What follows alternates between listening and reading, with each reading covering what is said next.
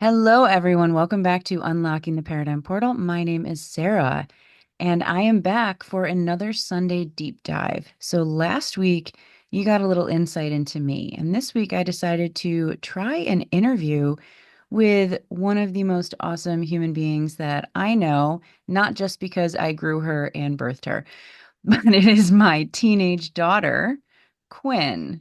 So, Quinn, say hello. Hi. So I have some questions for you, and Okay.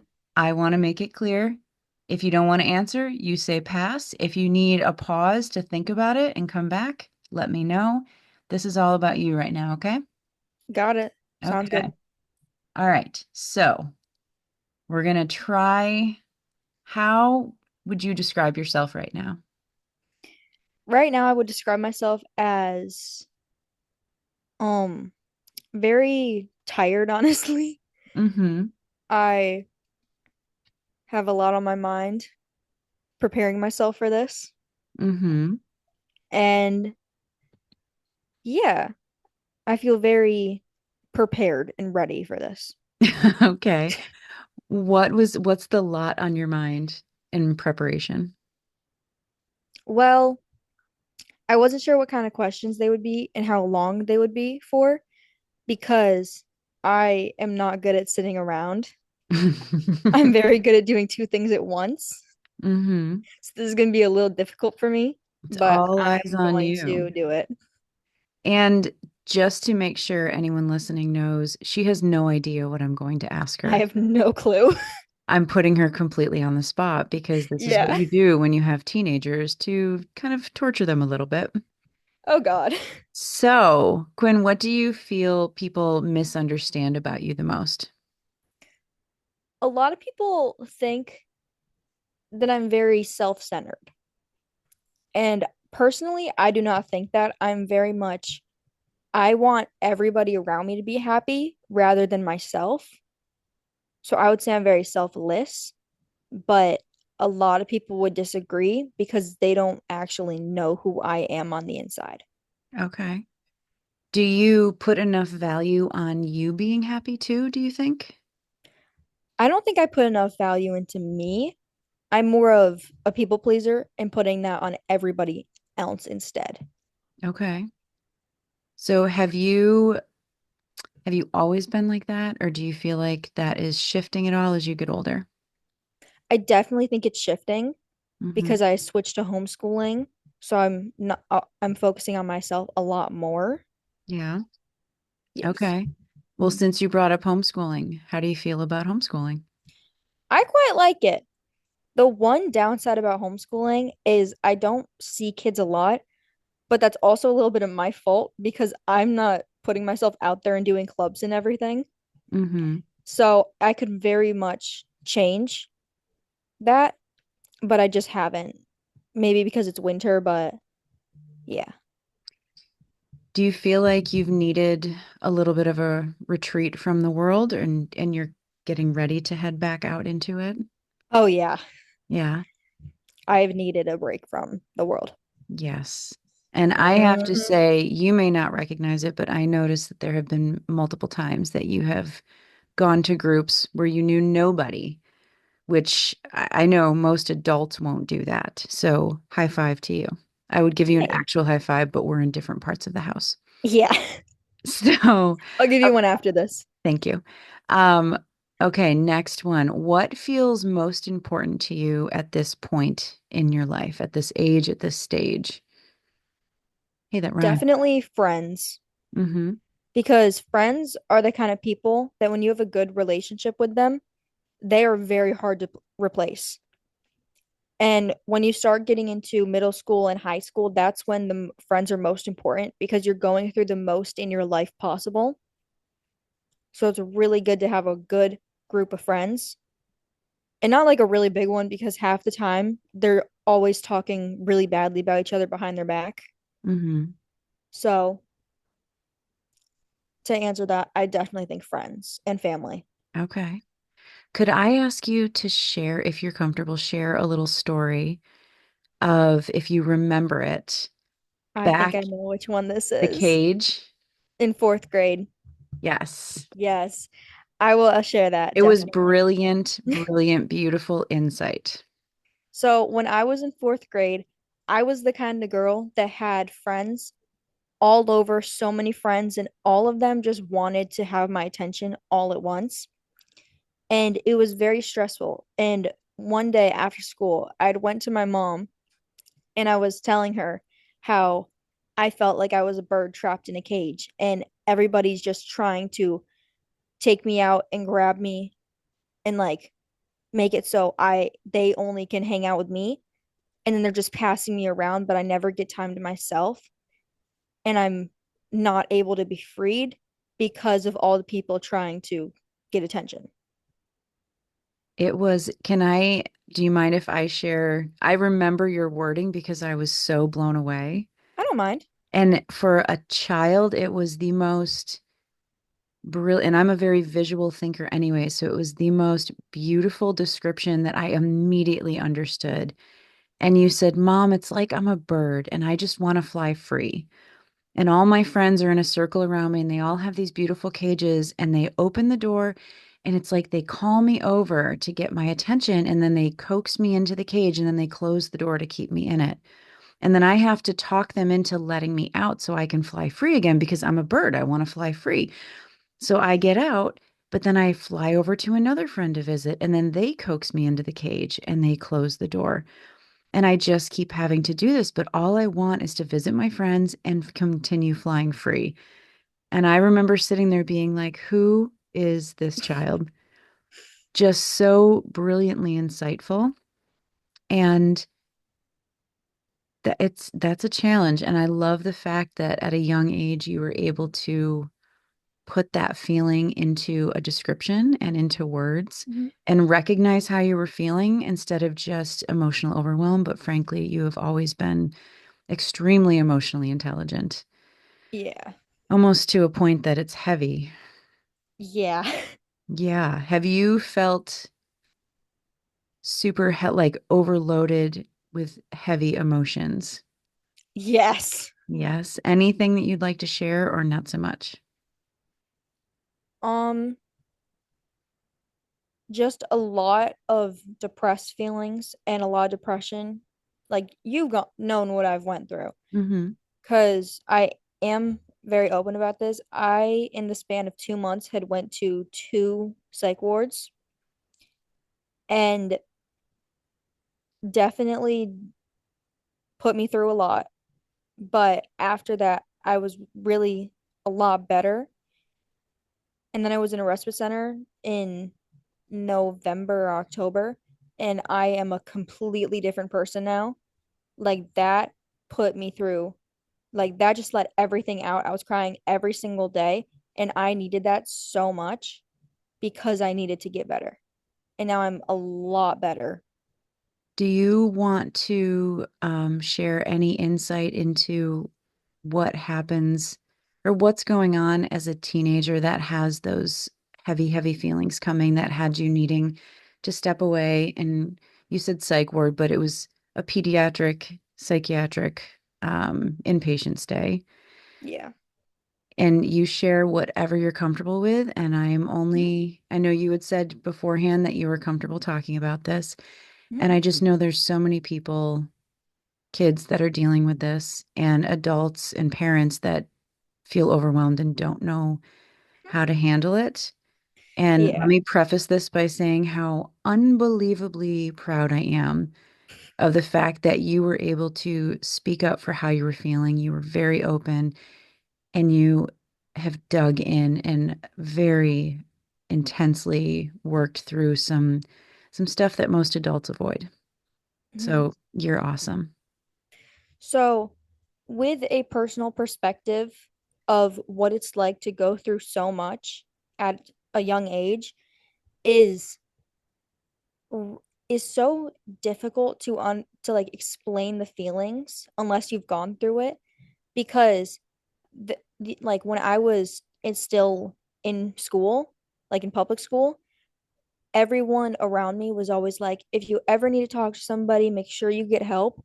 But then you get help and get made fun of horribly for being in a place for getting help, which is something that doesn't even sound like it would be real.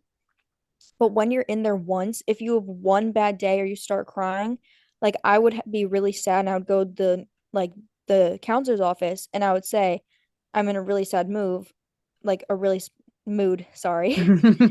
And I just need like to be here for like a few minutes and something or something. And the first thing she'd be like is, "Are you having dark thoughts?" Like when you go through that, it people around you sometimes, depending on who you are, they make it like your whole personality. And I'm not speaking for everyone. I was speaking for what I had gone through, but it was really difficult being around the entire school district that's like, be who you are, get help if you need it. We're always here to support you. And then they don't support you after you get help.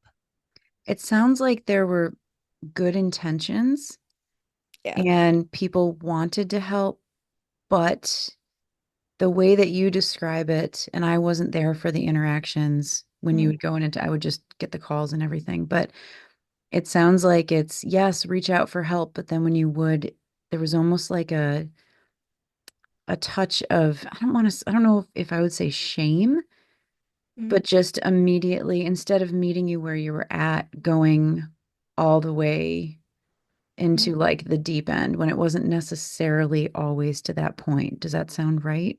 Yeah. Am I allowed to swear on here? Um, Nothing bad. okay. So I feel like they're always talking about how get help, but then when somebody does, they're like, oh shit, we've never had this before. It's scary. Yeah, it's very scary, including being a person that has gone through it too. Yeah. Well, Because and it's I, sorry, like keep going. it's okay. People don't understand what it's like in those kind of places and being such a dark place in life that you're just like doubting everything that's been happening and having that happen in school where you should feel comfortable is not the best thing to go through at that time. Yeah. But you never back down Hmm. with reaching out. I'm pretty good at reaching out when I need help. You really, really are. And I will say, as the mom in this situation, I am really appreciative of the fact that I had done, I really do feel that all the years and years of therapy and everything I did beforehand was like my training grounds to be ready Hmm. to support you. Hmm. Um, and I imagine I mean, I can only speak for me, but I imagine most parents go right into the red alert mode of Hmm. like, okay, I have to do everything and balance everything. And what do we do? And kind of like autopilot, just get it done mode. Hmm. And I know a lot of people who have had kids that have struggled with this stuff too. And they, it's not uncommon for the thought to be like, how did I make this happen? What did I Yeah. do as a mom or a dad or whatever? Instead of, and I understand that. And tell me if this is a helpful thing to say for on your end. I understand that feeling and that thought that comes up and the parental judgment and everything. However, as the parents in the situation, we need to deal with that ourselves and put that aside and just be like, this is about you right now, Yeah. not about me and anything I did or didn't do. Hmm. How can I support you? And I think it's very difficult because it's scary as hell. Hmm. And you just want to like scoop your baby up and tuck him in and be like, nope, nope, nope, you're okay. Instead of like, Yeah. you're in a tough place. Hmm. Yeah, Um, man. I wasn't expecting to jump right into this stuff. Like, we don't mess around. yeah. I'm gonna share a story that happened in last October. Hmm. So there was a lot of stuff going on with my great grandma. I'm not gonna get into specifics, not my story to tell. But there was a lot going on. I was spending the weekend at my grandma's because I'm very close with my grandma. I love my grandma so much. And all of that stuff like was happening when I was there and it was very hard for me. And like I was just sobbing on the front steps at my great grandma's house, not knowing what to do, not being able to help. Like I said, I'm a people pleaser. I just wanted to help. And the next day, I was with my grandma and I was like, I am not okay right now. And I had called my dad. Very proud of my dad for this moment. He was like, do you want me to come over there? Because I will drop everything, come over there. I said, no, it's okay. 30 minutes later, he shows up. And then I'm talking to them and I'm like, I remember my mom had said there's a place that if I'm not hospital level, but I just need to go to get away from everything and escape the world for a little bit, that I can go there. So I immediately texted my mom and I was like, I need to go to that place. And boom, at 8 p.m. that night, I was at that place. I am forever thankful for that place. That place was a godsend. It was honestly amazing. And I will say Mm-hmm. for any parents that have kids that are struggling and the parents are struggling, look into respite centers.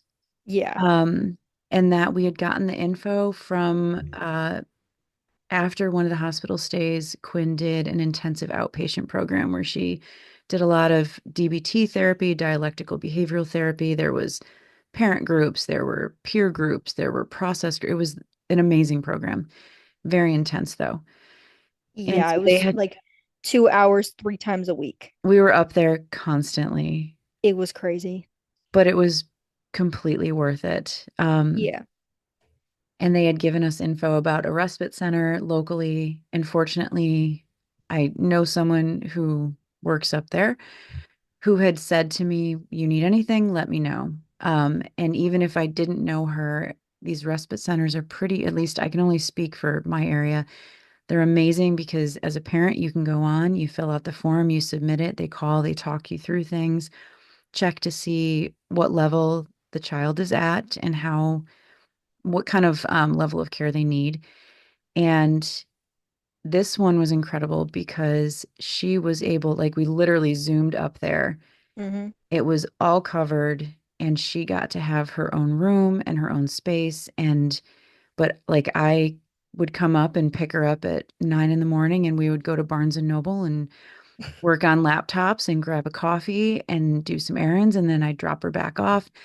So it wasn't like you didn't see each other. It was everyone got some space. So kiddo could have decompression time away from the world. Parents got decompression time where everything could just slow down. It Yeah. was, again, I know I keep saying this, and yes, I'm kind of fawning over you. I'm so proud of the fact that that's why when I got the text, and I have friends that were with me that day who have talked about this, that when my phone dinged and it was the text from you saying, I need to go there. And one of them said they watched me literally shift into like commander mode. Mm-hmm. And I was like, boom, done. Got it all set. And phone calls made, everything. And then Mm-hmm. it's like, okay, let's wait. And Like then 6 hours later, I was it there wasn't fully even, packed. it It was wasn't even like, 6 hours. it was like 3 hours later, you were all set and they were supposed to check you in the next day. And then they call back and they go, does she want to come tonight? And you were just vigorously nodding. And I was like, we Yeah. can be there in 20 minutes. She's packed. She's ready to go. This is what she needs. I listened Mm-hmm. to what she needs. It was, and it was like 3 weeks that you were up there, Yeah. right? Yeah. 3, 4 full weeks, I'm pretty sure. And probably the best part about it was there were other kids there and you had your own room, but you could also have your phone and electronics, and there was a TV in the room, and they had their own Alexa, so you could like listen to music when you're going to sleep and stuff. Really good if you wanted to like go to the store and you had money. I had my mom get me a Dollar Tree gift card, and they could bring me down to Dollar Tree in one of their like cars that they have, and then I would get stuff at Dollar Tree that I wanted, and then they would bring me back. Well, and let me add, if your kid is in school, and again, it's just this specific one, they They would would bring you to drive, school. They would bring you to and from school activities. It's life continues as normal for the kiddo, Just a different place to live. and they get out of it. So for some kids, home environment is not great. So then they get to be like remove themselves from it to decompress. Mhm. Um, in this case, Quinn just she had a lot of things hitting at once and Yeah. knew what she needed and spoke up for it. And I love that you did that. And I hope that that showed you when because I know you said earlier that you focus on other people. Mhm. Um, maybe, did you say that earlier? Or was Say that when we tried the first time around and it wasn't, we had to start over again. Either big way, chance it was the first time. either way, we had to try re-recording again. Yeah. If we didn't say it this time, Quinn was saying that she has tended to be a people pleaser. But I hope that you got to see that when you need something and you speak it clearly and assertively, it happens. Mhm. So, okay, moving into other questions. Yeah. Where do you feel most like yourself? Where or around whom? Or in what kind of situations? Probably around people that I feel very trusted and comfortable around. So like you, my dad, my stepmom, my little cousins. I love them so much. So like really close family and like really close friends. When you're around people that you can just be yourself, what does that feel like for you? And- Calming Okay. because Yeah. I love when I'm with my friends because we all have similar energy. So I will literally, like, I was having an ADHD moment before we started recording.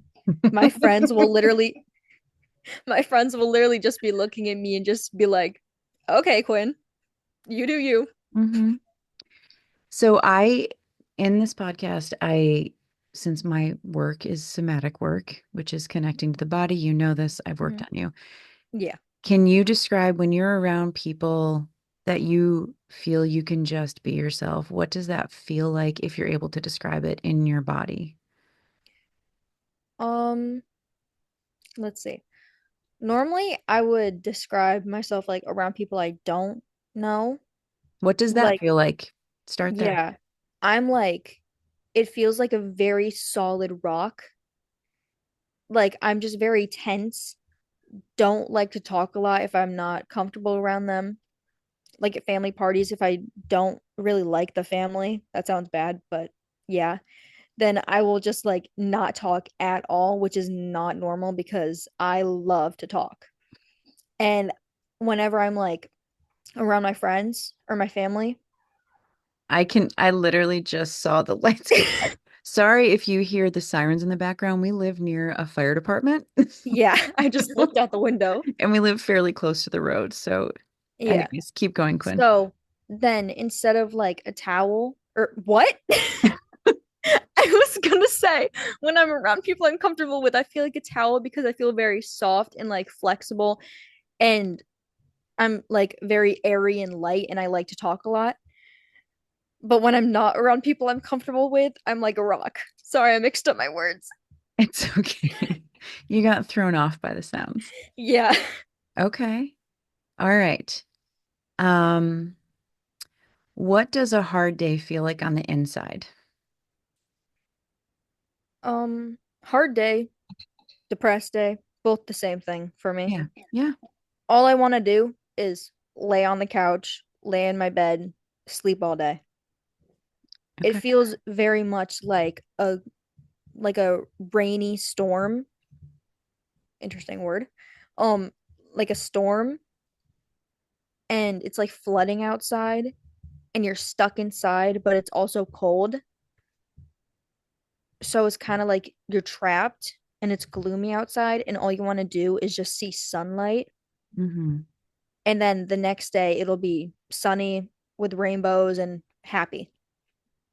Does it typically just, I mean, at this point, we're not like last year was a lot of darkness, but Yeah. this year, now, you know what? I'm not even going to go this year. In the present moment, when those days hit, do they last for a long time or is it just kind of, it sits for the day and then you kind of sit in it and then it passes? Um, it definitely just sits for like a day, sometimes a few hours, and then it'll just go away the next day. Okay. Yeah. I'm very much a person that whenever I'm in that kind of mood, I take a shower. Unless I'm in a mood where I don't want to take a shower, then I'm screwed. Like recently when you were saying you don't like the feel of the water. Yeah, it's weird. I love the feel of being clean. I love the feeling of cleanliness and that, like and everything. But I hate the feeling of having like shampoo and stuff on my hands and then like your hands like wrinkle up and stuff. It feels really weird to me. Like I That's and the that's feeling of like water like showering down on you. I don't know why I hate the feeling of it. that's But I'm not new. a dirty So person. no. Thank you for clarifying that. I'm not dirty. That's a new thing. So interesting sensory. Is when you're feeling in that stormy internal place, is there anything that helps? Music. Okay. When I was at the respite center, I was listening to music all day, every day with my AirPods in my ears, listening to music because kind of like Max with the upside down Mm-hmm. in Stranger Things, music helps her pull it out. Mm-hmm. That's how I am with depressed feelings. Okay. Music just frees me. Okay. Is there anything else that helps? A good hug. Okay. Mm-hmm. Your cat? Oh, I love my cat Mm-hmm. and my puppy. My puppy at my dad's. Mm-hmm. I love I, her. as a side note, I will say her cat is like her spirit animal. And there have been so many times he was born in our garage at our old house from a neighbor Hmm. cat. So we've had him since birth. And Really? yeah, and she would be, this was last year, she would be up in her room, like you didn't know that she was having a hard time. And all of a sudden her cat would out of nowhere, and he has like this little kitten meow still, even though he's a few years old. Hmm. And he would just, actually, I think he's 5 now. And he just, No, yeah, he's he'll be turning 5 in 5. September. Jeez. He would walk, he would sound frantic, moving through the house, going mew, mew, mew, mew, searching for her. It's Hmm. like he just could tell something was off with her vibe. It's Yeah. absolutely fascinating to observe. And when she's not at my house and she's at her dad's house, he just sleeps on my bed 24/7. Like he's in a holding pattern, waiting for her to come back, Like hibernation, basically. just waiting for me to come back. Hmm. Okay.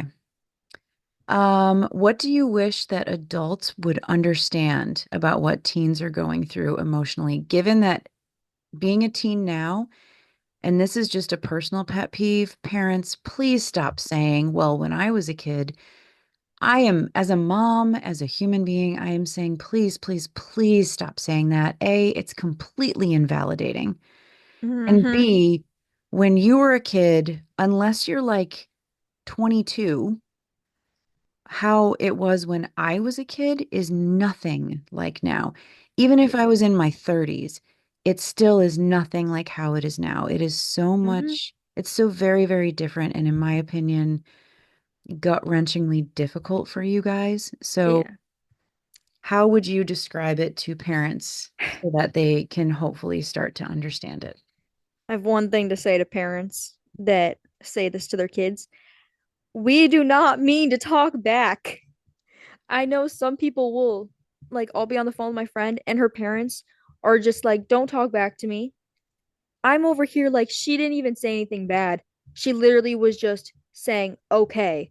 And they're saying that she's talking back. A lot of the time, we don't even mean to do it. Same thing with like rolling our eyes in a conversation. Half the time, we don't even know that we're actually doing that because we're just trying to express ourselves and say okay and answer the question, but then we get in trouble for it. I'm not saying everyone, sometimes. I will say, in my opinion, that's pretty standard hormonal teenager behavior. Yeah. And there may or may not, hopefully it's disappeared at this point, be video footage on an old school VHS tape of me at 13 years old. Um, and oh gosh, my sister was had a boyfriend who was an exchange student. He'd gone back to his home country, and she would walk around with the giant VHS camcorder and was like What? recording. It's a whole thing. This is like trying to I'll explain a Google it. rotary phone. Don't worry about it. What? Uh, Wow. Okay. That's going to be another interview for another day. I'm going to go into all these things you don't know. What's a rotary phone? Oh, we'll get into that another time. I'll Google it. She had a big video camera and it had the big rectangular videotapes. You know, the ones I, I thought those were not real. oh, honey. I thought they were only in movies. Okay. And she recorded me. She was asking me something, and when I watched it, I thought, "Oh my God, I was such a snot face." Hmm. And she just was like, "Hey, say hello." And the attitude came out, the eye roll, everything. So that is one thing that has stayed the same, I will say. As much as Yeah. we like to think that we were not attitudey teenagers with the hormones that are raging, yes. So keep going. What else should, I don't think I'm that bad. you're not that bad. What else would you like parents to know about being a teenager now? That's a really hard question because I think about that question all the time and what I wish parents knew differently. But when I'm put on the spot, it's very hard to come up with one thing. Okay. If things come up, you can jump in and add it. Mhm.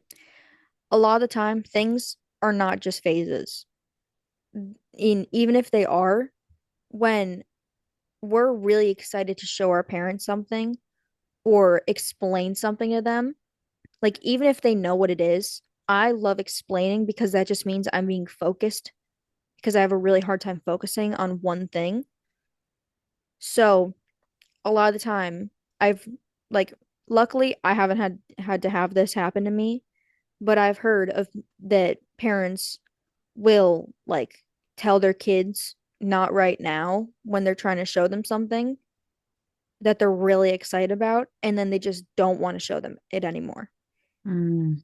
It's like it kills the drive to show. Yeah. Like when we get excited about something, we really want to show our parents Yeah, because our parents are the people are like our biggest supporters. hopefully. Yeah. And when they don't focus on something that we're really excited about, it does hurt. Does it help if, let's say, and I know you and I have had this where like I'll be in the middle of something.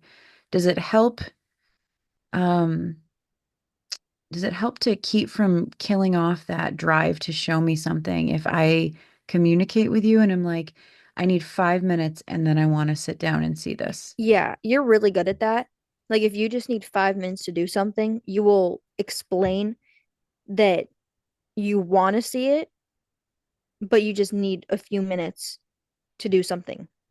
I worked really hard to do that because Yeah. I noticed I remember back when I would be so busy and stressed all the time and seeing your little face fall and just look sad. Yeah. I Yes, can't, one thing I've learned is I cannot control my face. If I am upset, it shows. you are my child. And I Yeah.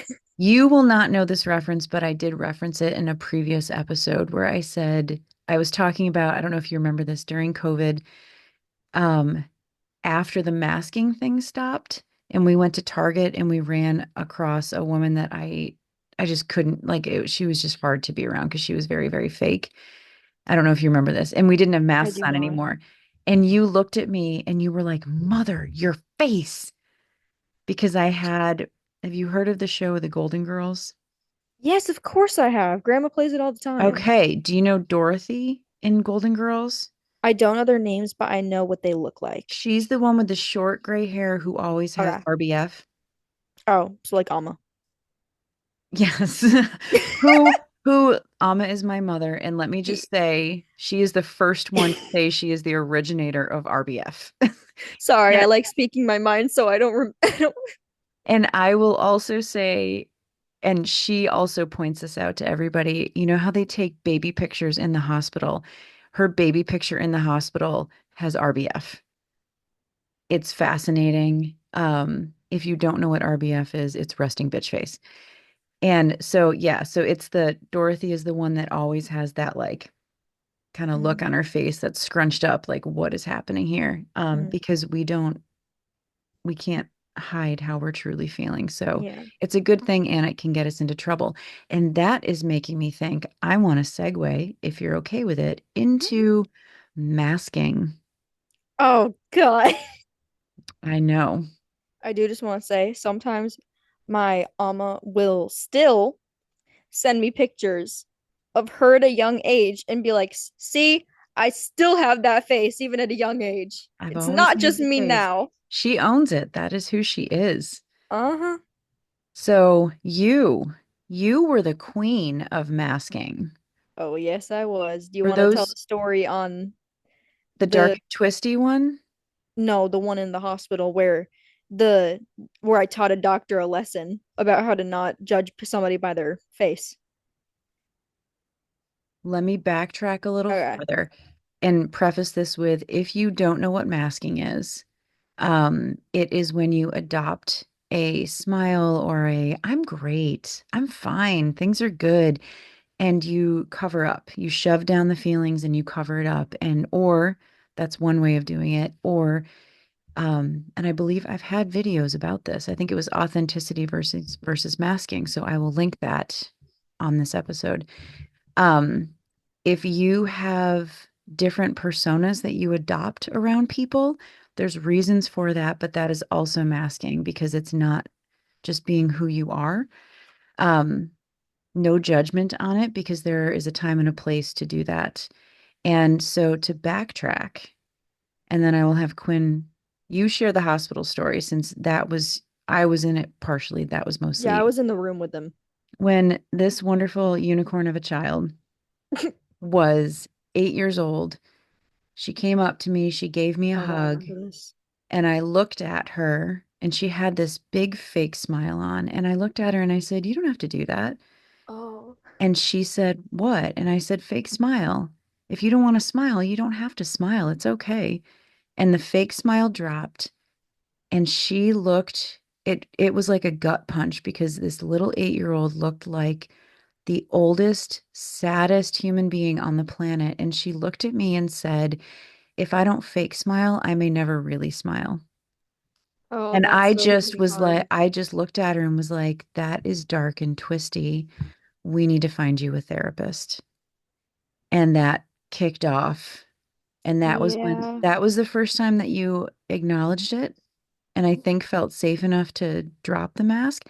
But I do like to say that you are like an Oscar award winning actress when you want to be, to hide Yeah. things. So now I'm very good at hiding stuff. you tell the hospital So, story. I don't even remember when it was. It was 2024. I think it was October or something. It was Or November. It was November. it was November because it was after we went to a concert. We did a road trip to Raleigh to see Pink in concert because we had 10 and out of 10 recommend. I loved it. oh I my God. I got front row tickets on accident.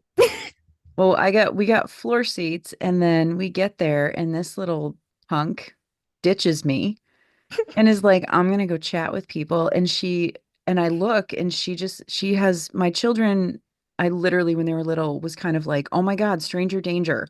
Seriously, because they just Yeah, had that doesn't work no, with me. no, neither of them have ever had any issues going up and speaking to anybody. Mhm. To the point that I think my son thinks he's 60 and heading into retirement. He's also a teenager. And Quinn just is like, "Yeah, what? He's I'm almost here." at the end of teenage years. Yes. Um, And so she went up and she schmoozed the security guards, told them that we were on a mother-daughter road trip, and then texted me because I'm the obedient girl standing or woman standing in my seat 13 rows back, that I am to come up to the front gate. And we literally were standing, it wasn't even where there were seats, standing at the front gate, 5 feet from Pink for the entire flipping concert. Like, this It kid is was awesome. magic. It was awesome. After that, now head into the story. Yeah. So, yada yada yada. Stuff had happened. I was in the hospital and and I had my fake smile on and everything. This And they was in were the like, emergency room, correct? it was when I had finally gotten a room after like 5 hours. This was the pediatric emergency room. Yeah, this was the first time.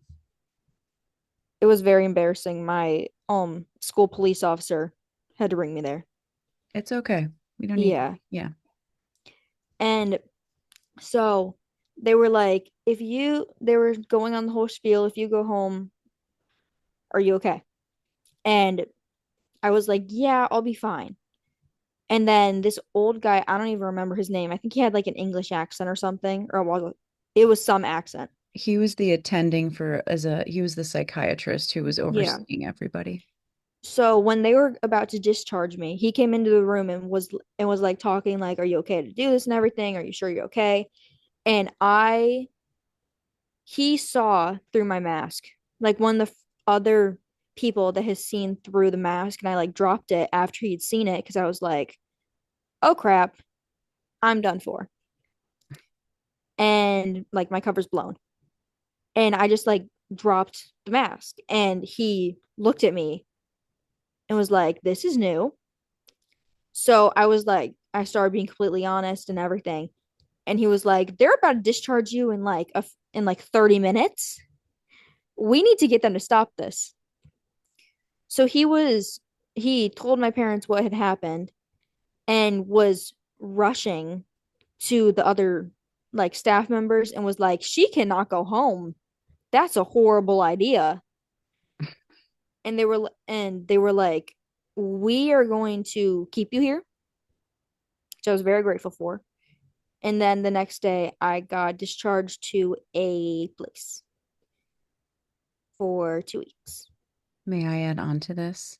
Yes, It's of course. interesting to hear the version that you remember because you were the one in the tough headspace. Yeah. I don't remember that much from the interactions. You I were blocked it out. you were absolutely in full on smiling, laughing, masking mode, and I'm sitting there going, I know she's not okay, but she's acting very bubbly. Hmm. And that's honestly when you would get into that like super bubbly place. I was like, red alert, something's not okay. Because Yeah. you're usually very peppy, snarky, personable, but like that was over the top. And then I remember them saying that they were going to discharge you, and me kind of sitting there panicking and going, I'm never going to sleep again. She will just sleep in my bed and I will not close my eyes, and I'm going to have to do what I need to do to make sure that she is safe. And Hmm. okay, we can figure this out. Like we can do this, and kind of panicking.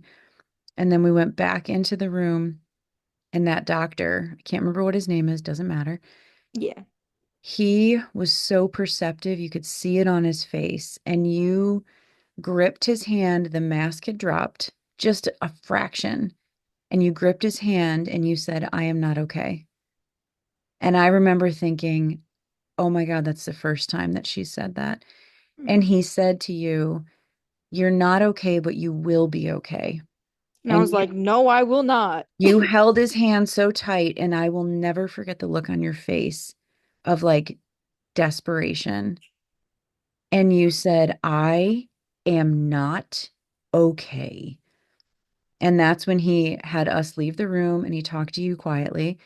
I don't know what you said. He's never told me, or you never Yeah. either, because it's your business. And then he came out and he looked at me and he said, she is not okay.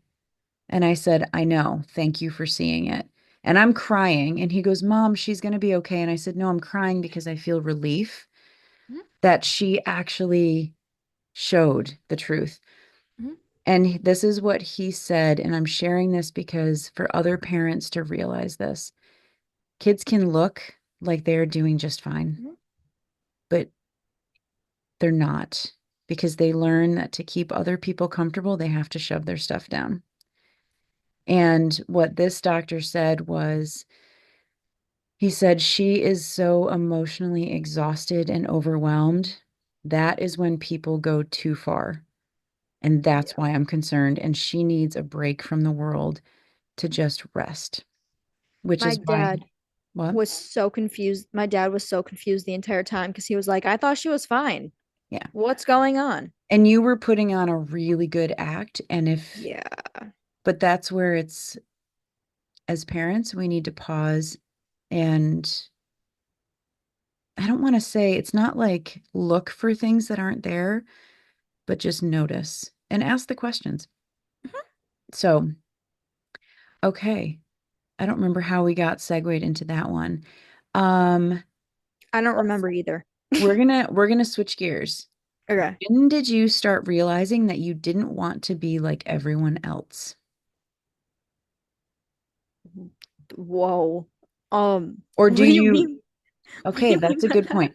Do I should preface this with, because you are such a unique person. You always have been. I mean, everybody is, but you just have your own style and your own way of doing things, and you own it. You have since you were little. When you would, what is the thing? This, you'd use your scooter and you had your fairy dress on and your Oh my God, I still ladybug have that wings picture. and the helmet with the unicorn horn, and you rocked that like a champ. It was amazing. At this point in life, do you feel like you want to be like other people, or do you feel like you're learning to own your authenticity and being who you are? I'm learning to own my authenticity. Authenticity. Authenticity. You can That's a just say who I am. who I am. Yes. But for a very long time, I wanted to be like everybody else because I'm very tall for my age. And normally for my age, the girls are pretty short. So I was always sticking out the most. And it was very awkward because I would get called names that I cannot even explain how hard they hit. And I'm learning to own it. Okay. Mhm. What can you describe, if you were to describe your style, how would you describe your style? What kind of style are we talking about? Like clothing style? You have so many styles. Whatever you want to describe, this is for you. First thing that popped up in my mind was Taylor Swift because of her song style. Are you Taylor Swift? No. Okay. So what's your style? You're not James Dean and you don't wear red lipstick. So that's from the that's from the song. So, I'm trying to think of what you mean by that. Like what kind of style? what's your favorite style of clothing? Casual. I like being comfortable. Right Do you, now I'm in pajama pants. you wear them a lot. Do I you do. do you feel like the way that you dress defines you? No. I Okay. dress very differently every day for different occasions. You I would it dress Yes. very classy, I will dress casual, and I will dress very beachy if I want to. You do have a very eclectic, like very different depending on the day. I never really know which one is going to appear, but Yeah. it seems like it also kind of ebbs and flows with your mood. What about, um, man, you went through a lot of shifts in your hairstyles Yes. I went through a lot of different kind of hairstyles. and colors. Yeah, I have dyed my hair purple, blue, red, Pink. black, pink, purple again, red again. I loved red hair on me. Um, I've had a lot of different hair colors. I have pretty naturally curly hair, I would say. I don't know if it's waves or curls, honestly. It's turning into curls. Yeah. But I like to straighten my hair different times. Sometimes I will do a hair care routine and make it extremely curly. So I've had a lot of different hair stuff to go with. Why do you think you've changed it up so much? I like feeling like a different person sometimes. Like sometimes I want to have like an alter ego, kind Mm-hmm. of.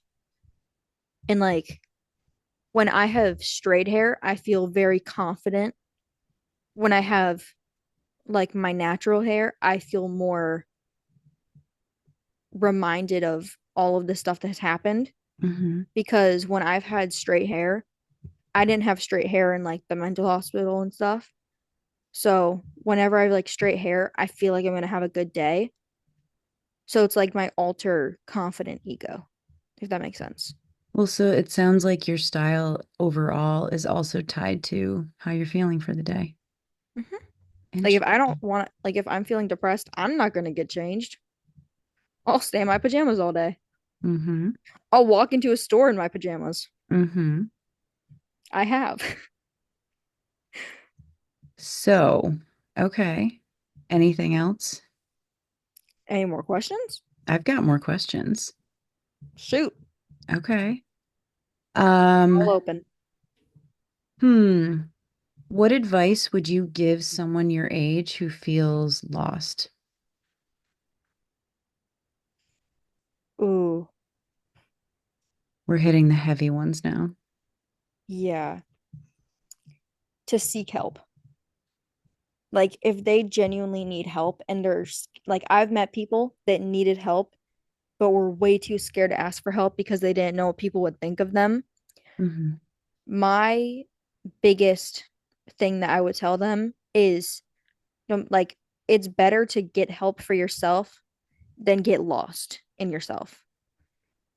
Like if I didn't get help, I don't even know what could have happened. Like I could have like been a whole different person now if I didn't get help. What about what if people don't know where to even begin? I It's tough for kids. would give them the number for the respite center I went to. Definitely a really good place. Well, that only works if you're local. But Yeah. so, okay, here's I another. would do my research and help them. So here's another twist on this. Since it's mostly going, or since it's going to be parents listening, Yeah. what would you say for them to just notice or ways to show up and check in with their kids that are not like intrusive and not Yeah. annoying them or anything, but ways to just show up and be like, I'm here if you need to talk. Yeah.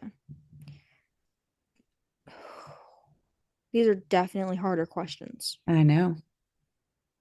That smile on your face. She had a big old grin. Mm-hmm.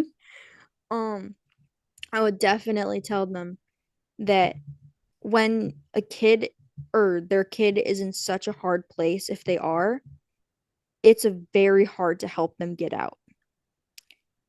And it took me months to understand that because I had all the people in the world possible that were helping me, but I still felt alone.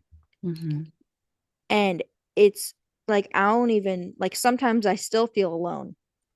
And there's just not really a way to help that. So it's one of those things where there's not a clear answer, but always be checking in on your kids, not just like invasive, like ask them how their day's been. Well, I hope parents are doing that anyway. You would hope, right?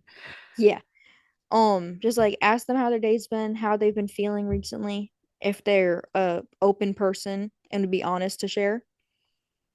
And like take them to the movies, bring them to the park, Do some depending on mystery how. trips. Yes, I love mystery trips. Do they know what those are? I don't think they do. Would you like to Explain. explain what mystery trips are? No, I want you to explain them. You're better at explaining.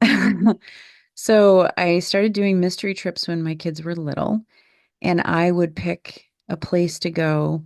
And it was, I mean, when they were younger, it wasn't something fancy. None of them have ever been something fancy. I It's think just, the fanciest one was like a water park. None of those were mystery trips. It was like beach trips or when they were little, like going to the park. But I would just say to them, we're going on a mystery trip. And depending on how, sometimes we'd try someplace that was farther away.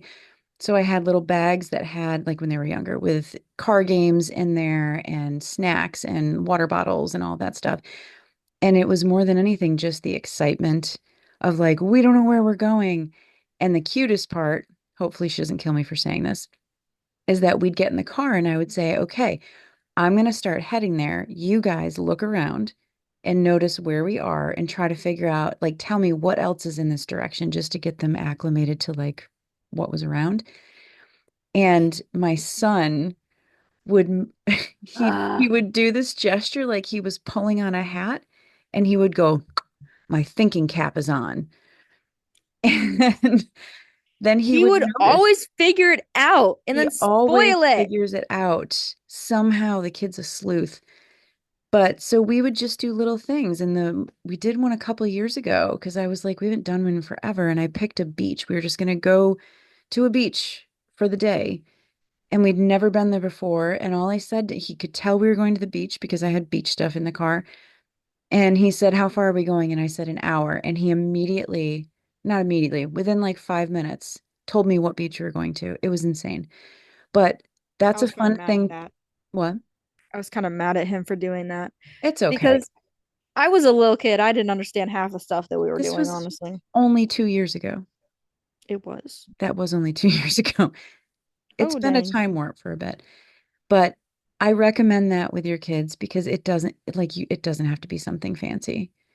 They just love having parents plan something and have it be a surprise. Um, how did we get on this subject? I have no idea, Mom. That's a good point. Oh, advice for parents. Oh, Checking in. right. Checking in. Go on mystery trips. Yeah, It's really just fun. If you have very like younger kids, I think that when you're younger, you enjoy it the most because you don't understand half the stuff that's happening. So it it's just just feel exciting. yeah. Hmm. Can I add a parent thing that I Yeah. learned? To go along with what you said is about you can have all the people in the world and you still feel alone. Hmm. And I will say the lessons that I learned many, many, many lessons in the last year. It's been like the hardest year. I'm going to venture to say of both of our lives. Yes, Yes. definitely. But hey, we had each other. Yes, we did. Um, I think the heart one of the huge lessons was, and this goes not just for your kid, but for anybody. You can't fix it for them. Yeah. You cannot swoop in. You cannot save the day. You cannot right all of the wrongs. What you can do is sit with them and just say and validate it. This is hard and I'm here. And I had to learn that with you because beforehand, I didn't realize until that first hospital stay, I hadn't slept in years. I'd been running, trying to, like, not literally running, but running with on all cylinders firing, trying to do all the things instead of just sitting with you and Yeah. being present and asking the questions. And with that, it was a huge awakening. And I realized the more important thing, and this is what most parents are not recognizing, you guys don't need all the stuff. Yeah. You need presence. And I don't mean with a T, I mean with a C. You need your parents to be present with you Oh, I and was really listen. confused. When you're excited about something, listen. Don't eat the microphone. I wasn't gonna. She does this a lot. She will often just try to like bite me. Um, and the other thing as a parent, I realized I wasn't aware of how much codependency there was, which do you know what that means, Quinn? No. Where your feel well, and kind of enmeshment, your feelings become my feelings, mine become yours. Not even, well, I don't even think we had that so much, but it was you turning to me to be like a like a life vest when you're drowning. and me becoming the life vest for you instead of showing you that I'll sit with you and that you can handle it and that we got Yeah. this. And then also boundaries, boundaries, boundaries, boundaries. Set Mhm. boundaries. Yes. And frankly, parents, if you screw up, which we all do, sometimes over and over It's and over okay. again, it's okay. Yes, it's okay. We're human. And here's a fun fact, be accountable for it. Mhm. Own it. Quinn, that's a question for you. How do you feel when an adult in your life, whomever it may be, says or does something kind of boneheaded or hurtful or just not thinking and acknowledges it and says they're sorry? I feel a lot better when they acknowledge it because then I understand that they know that they were being rude. But if they don't apologize, then I'm mad until they do. Only because depending on what they say, it can be extremely hurtful. And those are the things that we remember. Hmm. Half the time, we don't remember the good stuff that happened. We remember the stuff that our parents had messed up or made a mistake and forgot to say sorry. Or even if they did, we still sometimes will hold it over our heads. And I hate that we do that. I'm not speaking on all kids, I'm speaking on like me. Like, I will do that. Like, we'll Hmm. have good experiences, but for some reason, the bad always outrules the good. It sticks in your memory a lot more. Yeah, because you remember the feeling of being hurt. Like the time that I told you I'm not a hamster person. So I had a hamster and I was like 5 years old, and my mom had stuff to do. She dropped me off at my dad's house, and she was in a rush because she had stuff to do. And I'd just gotten a hamster and I wanted to show her my hamster. And she said, "Quinn, I'm not a hamster person." And I started crying. And ran to your room. And I was so mad because she wasn't a hamster person. But you didn't say anything in that moment besides looking horrified. And then I was like, I am such an asshole. I think I was even sadder when you said that. And then like a few years later, you got me a hamster at your house. Because honestly, it's not that I'm not a hamster person. I just didn't have the time or energy that day. But Yeah. fun fact, I say that to her. She holds on to it, stores it in her hostel kid bank in her mind. I didn't even remember that story until you brought it up the other day. Yep, we were reading books later, like, I don't know, a couple of weeks later. And you and she and her brother, like the three of us would snuggle and read at night. Mhm. And they started bickering back and forth. And I said, guys, we need to talk about how your words are important and that they can be very hurtful. And you have to be thoughtful about what you say, just because you might unintentionally hurt someone's feelings. And little Quinn, I think you were like 4 actually at the time, I was turns and little. looks at me with this look of pure sass and goes, like the time you told me you're not a hamster person. And I was like, oh, I knew that would come back to haunt me. And I've been honestly, sassy since day one. all I could think was, well, that'll give you something to talk about in therapy, not expecting to Need to actually go into therapy. actually. But Maybe that's the start of it all. I'm glad to I hear don't that. think it Do, is. do you think hearing the adults in your life take accountability and apologize, does that help you take accountability when you mess up and Yes. say you're sorry? Mhm. Okay. Unless this person has many times repeatedly done something wrong and not apologize, then I'm kind of like, get a taste of your own medicine. Mm-hmm. I'm trying to drink with my straw and it's making very loud noises. There we go. Um, I will say that I've noticed the maturity levels massively increasing the last few months since Oh that yeah. hospice day. And owning things, like owning your own stuff and being really helpful without asking and really thoughtful and communicating. That's the big one, communicating. And I have referenced this in a previous episode where I have said how your phrase is your social meter is maxed out. Oh, I use that all the time. It's brilliant. If I'm not in the mood to talk, I will be like, my social media is all the way to 0%. So before I start getting angry, I'm gonna walk away. Mm-hmm. And you're really good about it though. But before you would have just maxed out and then exploded. And now you're catching it and you're like, whoop, I need to remove myself. It's brilliant. I advise Yeah. everyone to try it. All right. Um, what do you hope your future self remembers about this time, this past year? It has been so challenging for you, and you have absolutely waded through the crap like a champ and a warrior and pushed through, and you've heard me say this a million times, you have pushed through things that most adults are too afraid to face. Yeah.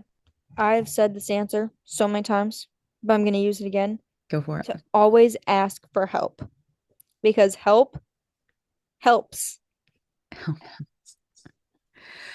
That's what the word is for, I Yes. think. It's a good four-letter word, as much as some people like to say it's a bad four-letter word.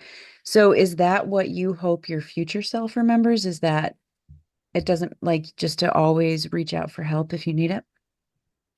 Yeah. I hope my future self remembers a lot about the past Yeah. and the good decisions I've made and hopefully the bad ones so I can learn from those because how else are you supposed to learn from your mistakes? Everybody makes them. It's part of being human.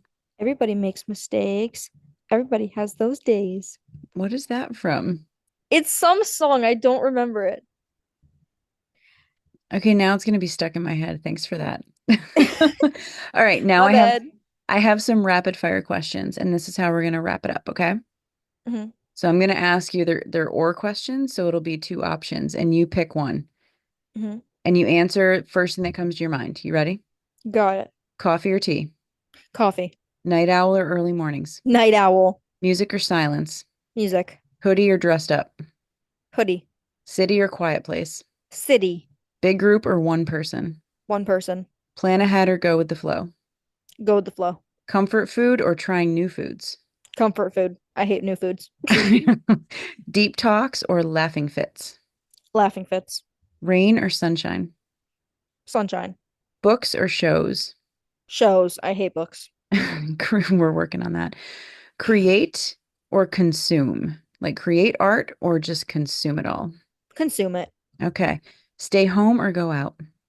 Go out. Do you want to be the leader or the follower? Leader. Soft or bold?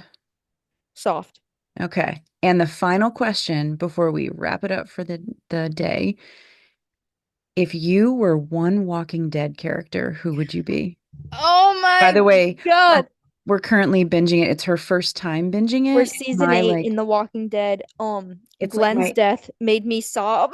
no. I have a recording of my mom being like, "Are you sure you're okay?" And I'm over here like, "I'm fine." And I had to break up with it. I do this every time. It's like my 82nd time watching the series, but this is the first time In the doing it last year, together. probably. No, Oh, no, not at all. I know, but you watched so much. Who I would want to be. Oh, I gotta pick someone that's not dead. No, anyone in the show, dead or alive. I like Enid, but I don't like her background I because feel you are that was very really bad. Enid, I'm especially very in the Enid. coming I just season. don't like that she dies Well, way to because, spoiler alert for people. well, I spoiled it for myself. I Googled it. It also finished years ago, so it's Yeah. okay. Yeah, Quinn, every time that there is a character on, she immediately Googles to see when they die, what happens to them. I think that goes to the need for security and knowing I what's need coming. answers because a lot of the time, if we like pause on a cliffhanger and then go to bed, I need to know what happens the next episode. This is why we're binging it. Or like if I need to know to not get too attached to a character, so that way I know when they die, I won't be so worried. Dude, this ties into abandonment wounds, needing to The be funny thing is I've prepared. never been abandoned. No, but you said the other night your biggest fear is being alone. Yeah, it is. Yeah, That's a story for another day, though. we'll work on that. Okay. Okay. Any final words? Peace out, Boy Scout Oh or my Girl gosh. Scout. Or whatever. Okay. They, thems. Okay. To everyone, everyone out there. All right. He, Well, she's, gays, and theys. oh my, thank you to my magical child for joining me. And Anytime. you're amazing. And I know.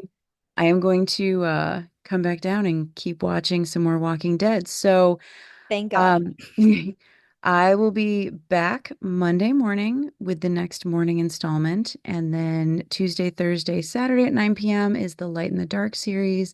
If you need some softness and some presence in the evenings.